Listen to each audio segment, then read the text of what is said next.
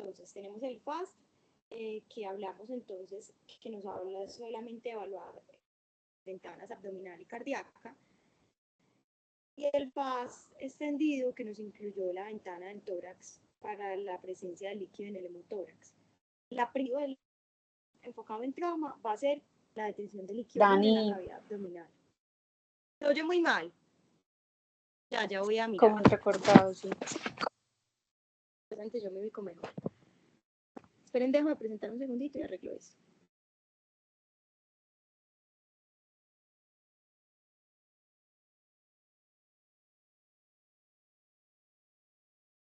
¿Se oye mejor ahí?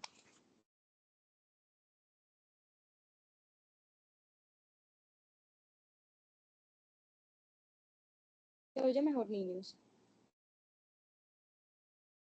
Sí, Dani. Listo. Vuelvo a compartir entonces.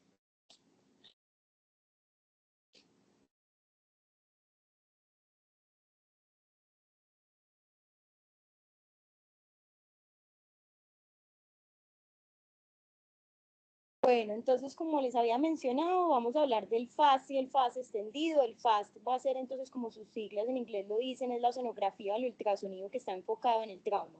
Listo. La idea principal del FAST es detectar líquido libre en la cavidad, ya sea abdominal, pericárdica, el tórax o a nivel, pues, ya sea el cuadrante derecho o izquierdo del abdomen, ¿cierto? Entonces, inicialmente el FAST era solamente para evaluar la cavidad abdominal y el corazón. Ya el FAST extendido incluye el tórax para evidenciar la presencia de un hemotórax. Entonces, un poquito de la historia, en el 1971 se empezó a utilizar en el contexto de trauma cerrado abdomen. Ya en 1995 pues surgió como tal enfocado en la evaluación inicial del trauma, y ya en el 2004 surgió, digamos, que esta nueva ventana que se le agregó, que es la evaluación del tórax.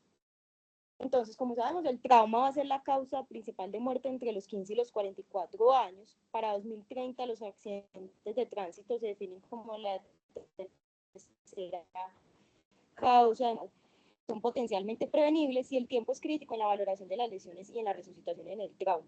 Hablamos de que la causa de muerte por trauma va a ser entonces el sangrado, las muertes por lesiones en el sistema nervioso central y el sangrado principalmente, y las lesiones torácicas mayores. Entonces, ¿cuáles son las indicaciones del FAST? Primero, el trauma contuso abdomen en el paciente inestable hemodinámicamente. El tórax abdominal, en el cual no tengo claro si penetró o no la cavidad abdominal en ese paciente inestable. Y tercero, en ese paciente inestable hemodinámicamente que no tiene causa conocida, que tuvo un trauma. Entonces, las ventajas: es rápida, no es invasiva, es reproducible, se hace pues al pie de cama del paciente, nos permite hacer una evaluación rápida de ese paciente inestable, nos va a disminuir la necesidad de traslados, me disminuye la exposición a radiación por imágenes adicionales, permite una evaluación en tiempo real, continua y dinámica, y como dijimos, disminuye la necesidad de otros especialistas que no siempre va a estar disponible.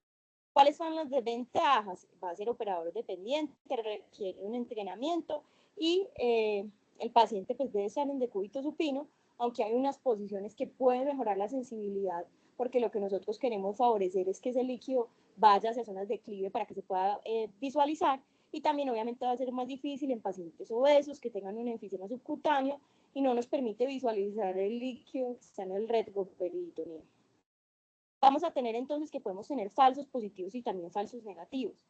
Falsos positivos, por ejemplo, en el caso de una pericarditis, una efusión pleural, ascitis, una enfermedad peritoneal, que haya un shunt ventriculoperitoneal, que haya ruptura de la vejiga, que haya una hiperestimulación ovárica, una ruptura de un quiste ovárico, inclusive puede ser en esa fase folicular, pero obviamente hay unos factores que nos pueden permitir diferenciar en el caso de esa ventana, y también que haya, digamos, que un volumen masivo para resucitación intravascular. Bueno, la evidencia. Entonces aquí tenemos como dos artículos. El primero resume 62 artículos donde hay más de 18.000 pacientes, donde se les hizo pues el FAST en trauma cerrado abdomen y se encontró una sensibilidad del 78% y una especificidad del 99%, lo que nos habla que tiene una muy buena detección de líquido libre, que nos podría hablar de una lesión del órgano después del trauma abdominal. En el segundo estudio que se hizo en un centro en el Caribe colombiano, se incluyeron 46 pacientes, de los cuales se encontró que el 80% de los pacientes que tuvo un EFAS positivo, el 97% tuvo un hallazgo intraoperatorio para una lesión y se calculó una sensibilidad del 92%. Bueno, la técnica. Entonces hablamos que lo más importante aquí es saber que tenemos qué tipo de sonda o transductor podemos usar. Hay tres: lineal, el convex, que es el curvilíneo, y el de fase. Entonces, los lineales, que es el primero que se ve en la imagencita, van a ser de altas frecuencias, o sea, las ondas de luz van a ser de altas frecuencias, va a permitir mayor resolución, pero nos va a visualizar estructuras superficiales. Este va a ser ideal para el globo ocular, por ejemplo, la carótida, la arteria radial, la yugular, estructuras que son más superficiales. Y se utiliza para la visualización de las ventanas pulmonares. Luego tenemos el convex o el curvilíneo, que va a ser entonces menor frecuencia, o sea que va a penetrar a mayor profundidad, pero con una menor resolución. Y por último tenemos el de fase, que también tiene como unas frecuencias parecidas, como ven en la imagen, bajas frecuencias, penetra también a buena profundidad, pero la diferencia entre el curvilíneo, el convex y el de fase es que el de fase, como ven en la imagen, la forma de la onda sonora va a ser más pequeña. Entonces, ¿eso qué va a hacer? Que nos permite visualizar en áreas donde haya interferencia, por ejemplo, en los espacios intercostales, sin que se dé la interferencia de las costillas. Entonces, el curvilíneo o el convex nos va a limitar, por ejemplo, si lo ponemos en la zona costal, pues va a haber una interferencia sobre la imagen, limita la ventana acústica porque chocan con las costillas. Eso es lo que nos permite el de fase. Entonces, principalmente, ¿qué necesitaríamos? Entonces, necesitaríamos el de alta frecuencia, lo utilizamos entonces para evidenciar, por ejemplo, un neumotórax o las lesiones a nivel del tórax, ¿cierto? Y los de baja frecuencia, que ya puede ser el convex o el de fase, para el resto. Para el paciente estar en posición supina, porque la idea es que el líquido se vaya para las zonas de declive por la gravedad, y bueno. Entonces, ya vimos la semiología de la imagen. Lo importante es pues, identificar, pues conocerle los términos, ecogenicidad, que nos permite la habilidad del tejido para reflejar el eco determinado por la densidad y la impedancia acústica tisular. Entonces tenemos una imagen hipericoica, isoicoica o hipoicoica o anecoica. ¿Cómo lo vamos a ver el líquido? Es una imagen anecoica, pues se va a ver negra, oscura. Listo. Entonces las ventanas. Entonces tenemos que principalmente en el FAST, como habíamos dicho, no en el IFAST, sino en el FAST, vamos a tener 4 ventanas. Entonces, tenemos la ventana subsifoidea, el cuadrante derecho, que sería el hepato renal, el cuadrante izquierdo, que sería el receso espleno-renal, y la ventana suprapúbica. Entonces, tenemos la ventana del cuadrante derecho que vemos en la esquina superior de la izquierda. Entonces, ¿qué tenemos que ver? Entonces, vamos a ver hígado, vamos a ver el receso hepatorrenal, el riñones y el diafragma. Lo más importante acá es que para yo poder visualizar líquido en ese cuadrante superior derecho, voy a tener que tener 400 cc para que se pueda ver por la eco. Luego tenemos entonces en la imagen, en la parte superior, el cuadrante izquierdo. ¿Qué voy a evidenciar? El vaso, el receso espleno-renal y el diafragma. Y ya en la ventana, digamos que en la zona suprapúbica, vamos a ver las diferencias, obviamente, pues si es un paciente masculino o femenino. En la mujer vamos a evidenciar la vejiga anterior al útero, el espacio recto uterino y el recto.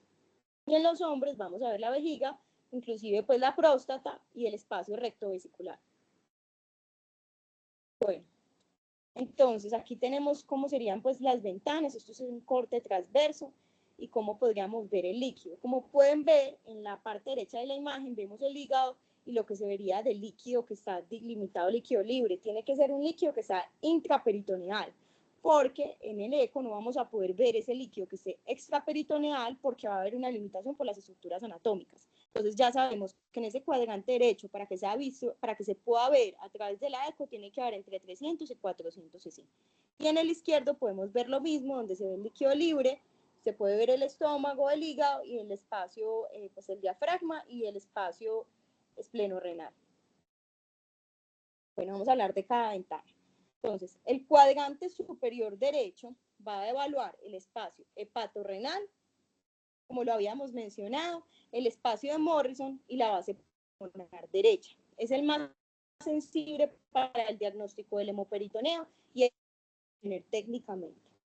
Cuando hablamos de este cuadrante superior derecho, ¿cómo lo vamos a observar? Entonces vamos a ubicar el transductor un poco más adelante, media axila, el séptimo y el octavo arco intercostal, costal.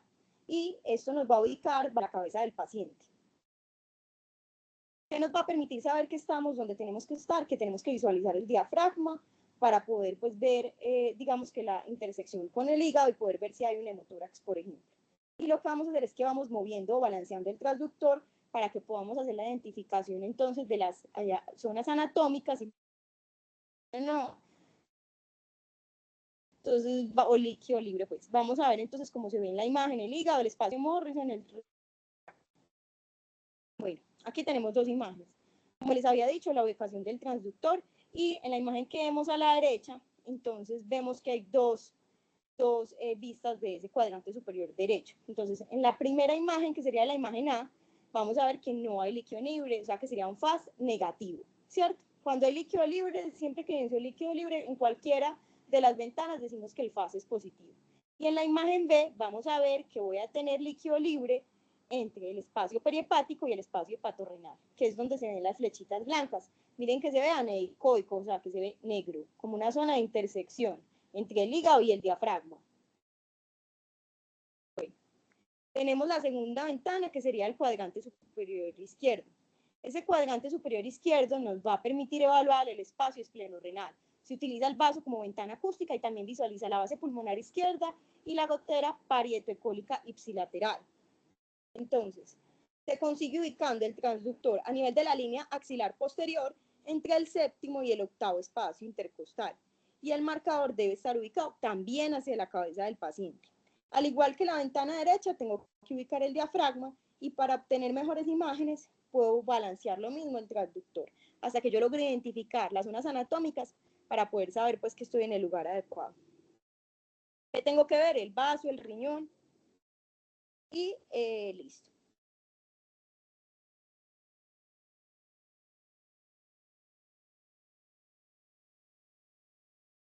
¿Sí están viendo las diapositivas?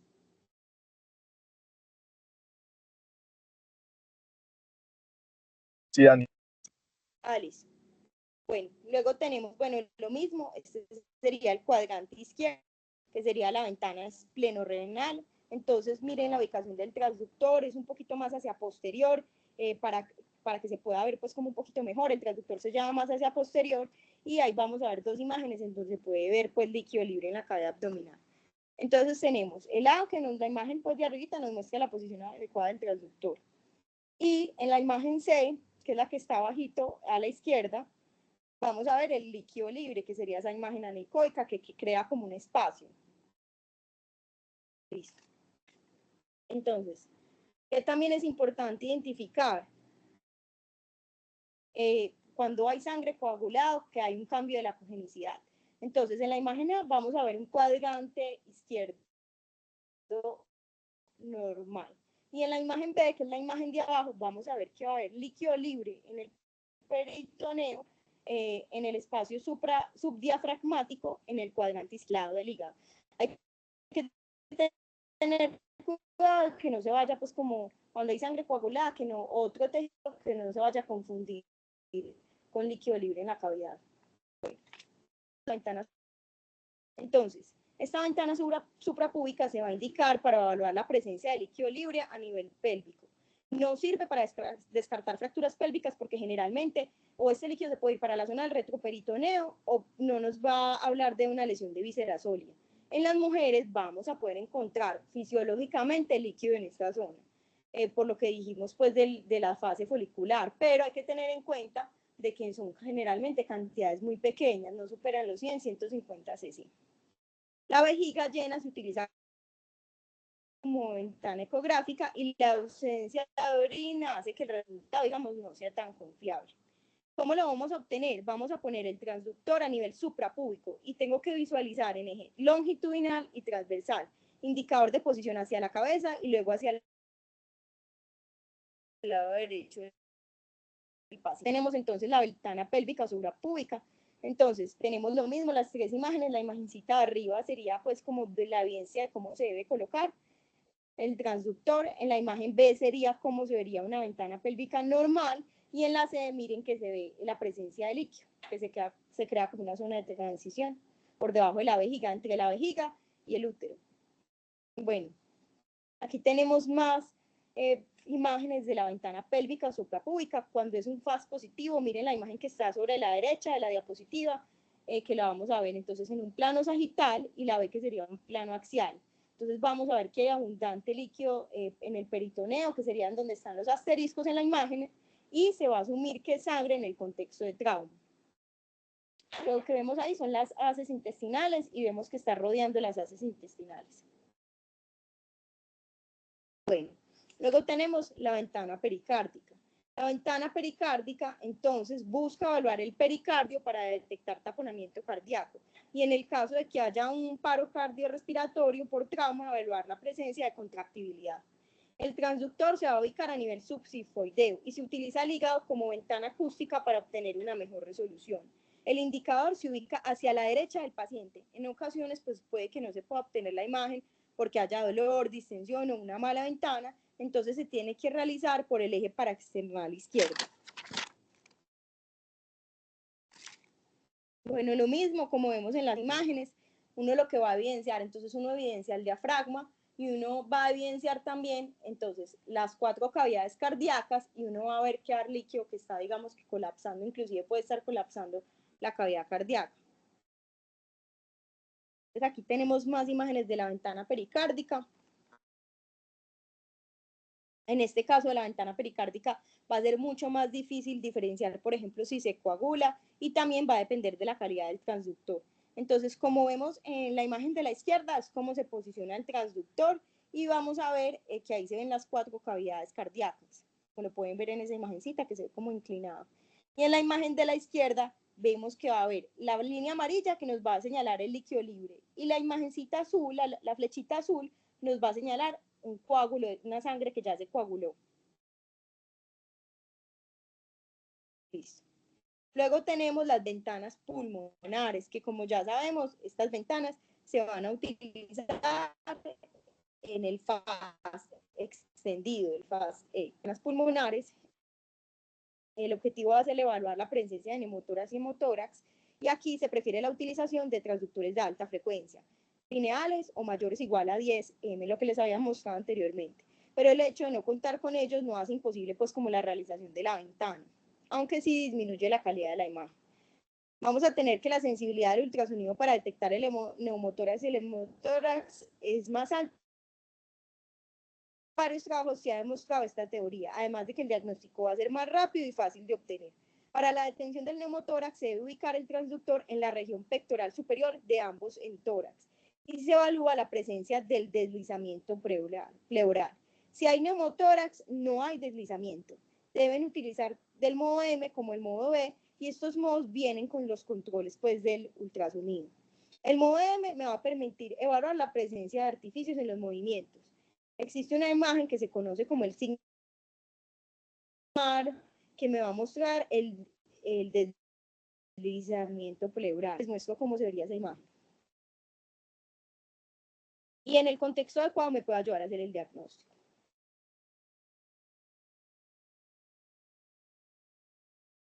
Listo, ¿qué más? Entonces, como les había mostrado, podemos evidenciar un neumotórax, que va a ser la ausencia del deslizamiento, porque las pléulas parietal y visceral van a perder ese contacto por la presencia de líquido, y la presencia de deslizamiento tiene un 100% de valor predictivo negativo para neumotórax. Ahí vemos la imagencita, y el hemotórax tiene mayor sensibilidad diagnóstica, inclusive que la radiografía de tórax. Requiere más o menos que haya 200 cc para que pueda ser evidenciado en la radiografía de tórax versus 20 cc que se evidencian en la eco. El derrame lo podemos evidenciar también, como se los había mencionado en el modo B, que se va a ver una imagen anecoica, que ya dijimos que el líquido se ve anecoico, o sea, negro, intrapleural, y puede haber atelectasias pasivas, que está el modo B en signo de la medusa y en el modo M el signo del sinusoide.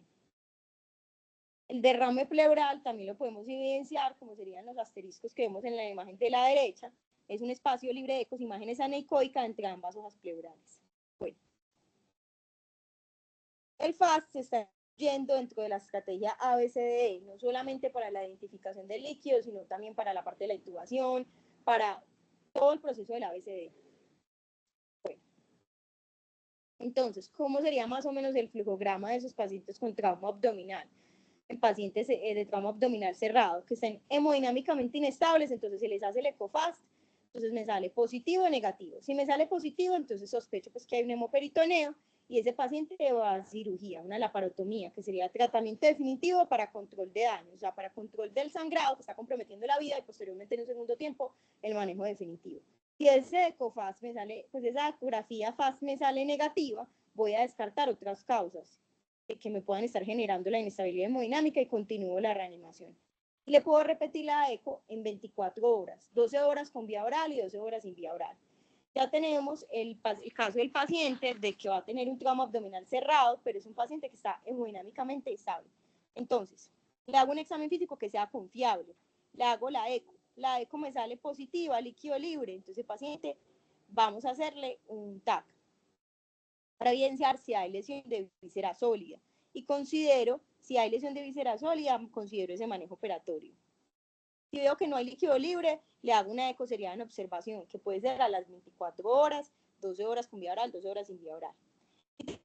Si vamos, le hago entonces una eco o TAC y no evidencio y no hay lesión de víscera hueca, entonces, si no hay lesión, entonces puedo haber líquido, y hay líquido libre, le voy a hacer una ecoseriada en observación. Si tengo lesión y hay líquido libre, le hago una laparotomía, ese paciente es quirúrgico.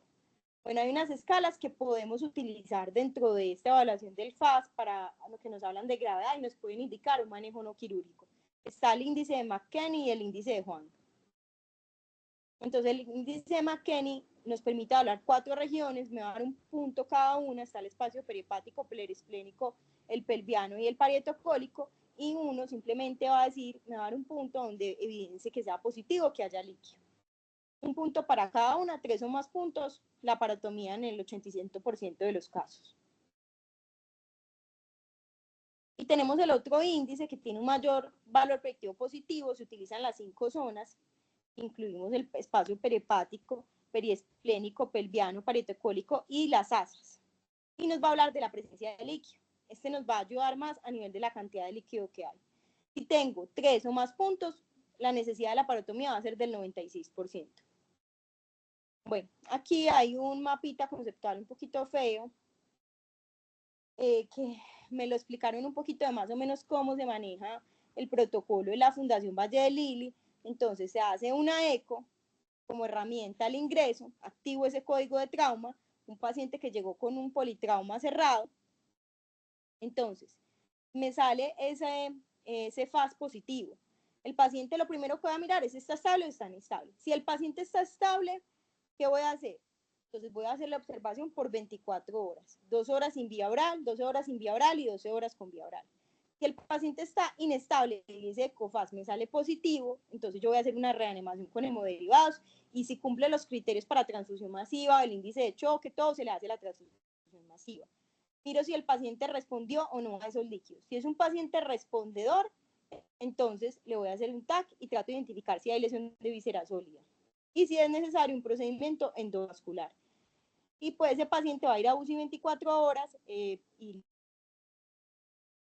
eso sería como todo, niños. ¿Tienen alguna pregunta?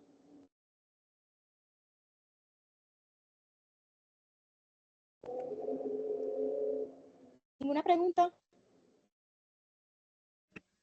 Dani, sería chévere hacer una práctica de esto, si se da la Sí, oportunidad. total, la tenemos que organizar. Estoy totalmente de acuerdo. Súper Es súper importante. importante, no contexto de cirugía, sino también en el manejo inicial de un paciente que llega a urgencias. Exacto, en Estados claro. Unidos los estudiantes están súper entrenados en esto, pues como desde las prácticas sacan y hacen de una, pues y creo que sí estamos como un poquito atrasados en eso. Sí, yo ya lo había pensado, inclusive tengo pendiente hablar con el doctor Mateo de eso, yo le mandé un correo porque inclusive en el CES hicieron una práctica de, de FAST en estos días, pues los del semillero del CES, la idea es que nosotros también la podamos hacer, pero que obviamente la idea es que pues, haya una muy buena asistencia, porque organizar esas prácticas, la idea es que asista la mayor cantidad posible. Dani, Sí, muchas gracias. Bueno, niños, con gusto. Si no hay ninguna pregunta, Súper que bien, estén muy bien. claro todo. Muchas gracias. Muchas gracias. Gracias, Dani.